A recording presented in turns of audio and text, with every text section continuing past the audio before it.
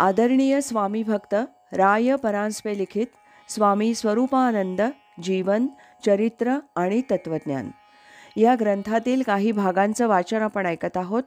आज ऐकूया यातील प्रकरण 12 स्वामी संप्रदाय याचा भाग पहिला.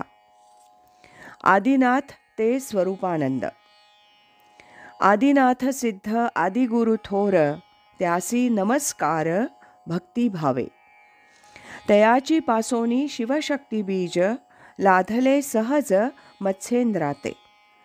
मत्स्येंद्राने दिले गोरक्षा लागोनी गोरक्षे गहिनी धन्य केला. गहिनीनाथे बोध केला निवृत्तीसी निवृत्ती उपदेशी ज्ञानदेवा.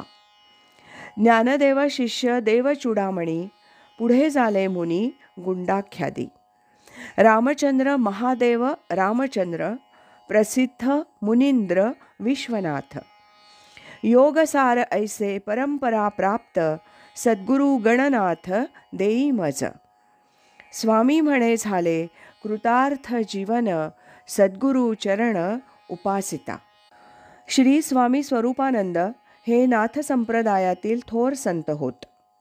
नाथ संप्रदायाचे मूळ पुरुष आदिनाथ म्हणजे शंकर यांच्यापासून पुढे मत्स्येंद्रनाथांना या संप्रदायातील गुरुबोध प्राप्त झाला. पुढे मत्स्येंद्रांपासून गोरक्ष गहिनी निवृत्ती ज्ञानदेव देवनाथ चूडामणी गुंडा महाराज रामचंद्र महादेव रामचंद्र विश्वनाथ गणेशनाथ अशा परंपरेने हा गुरुबोध स्वामी स्वरूपानंदांना प्राप्त झाला. हे स्वामींच्या या अभंगांवरून स्पष्ट होत आहे. आदिनाथांपासून स्वामी स्वरूपानंदांपर्यंत ज्या परंपरेनं हा संप्रदाय आला त्या व्यक्तींबद्दल अगदी थोडक्यात माहिती दिली तर ते उचित होईल असं वाटतं. विस्तृत माहिती अन्यत्र मिळू शकेल आणि जिज्ञासूंनी ती अवश्य पाहावी. इथं विस्तारानं देता येणं शक्य नसल्यानं संक्षेपानं देत आहे.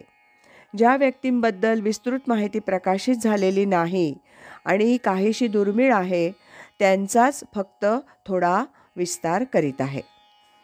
आदिनाथ. आदिनाथ हे सकळ सिद्धांचे गुरु म्हणून ज्ञानोबांनी गौरविले आहेत. आदिनाथ म्हणजेच शंकर हे सर्वांचेच आदिपुरुष. यांच्यापासून हा संप्रदाय कसा आला?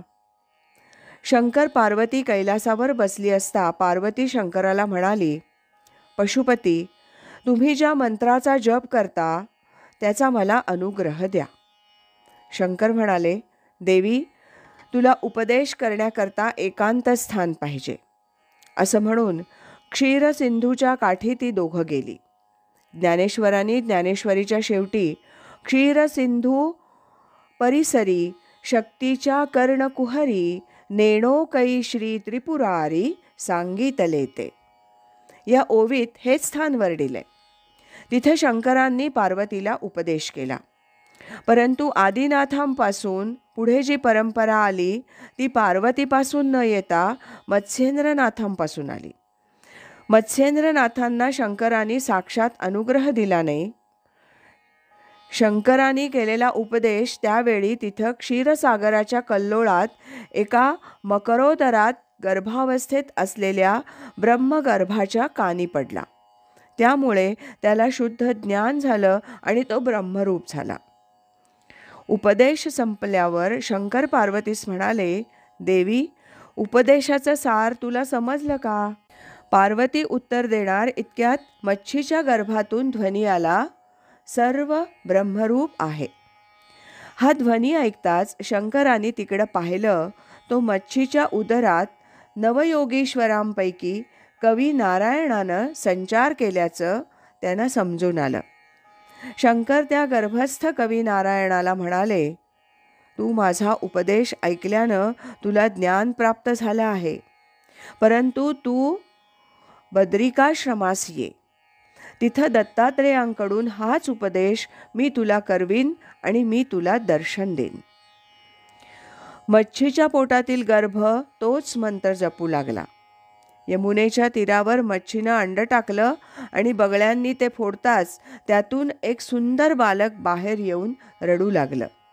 त्याचवेळी कामिक नावाचा एक कोळी तिथं आला आणि ते दैदिप्यमान बालक पाहून त्याचं अंतःकरण द्रवलं.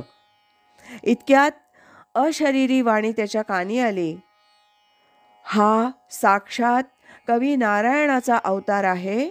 या बालकाला तू आपल्या घरी नेऊन याचं नीट संरक्षण कर आणि याचं नाव मच्छिंद्रनाथ असं ठेव. आज इथेच थांबूया. यानंतरचा भाग उद्या ऐकूया. श्रीमद सच्चिदानंद सद्गुरु श्री स्वामी स्वरूपानंद महाराज की जय. हरि ओम तत्सत.